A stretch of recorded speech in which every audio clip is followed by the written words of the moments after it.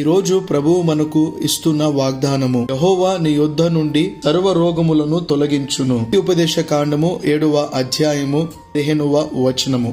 రోజు నువ్వు రోగముతో బాధపడుతున్నావేమో, వైద్యుల చుట్టూ తిరుగుతున్నావు, బ్రతిమలాడుతున్నావు, టాబ్లెట్స్ వాడుతున్నావు, కానీ నువ్వు బాగుపడటం లేదు. దేవుడు నీకు కలిగిన వ్యాధి ఏదైతే ఉందో, రోగము ఏదైతే ఉందో అది తొలగిస్తాడు. అయితే నువ్వు ప్రభు దగ్గరికి వచ్చినట్లయితేనే సాధ్యం. ప్రభు ఖచ్చితంగా నిన్ను స్వస్థపరుస్తాడు. దేవుని వాక్యం సెలవిస్తుంది, నిన్ను స్వస్థపరుచు యెహోవాను నేనే అని.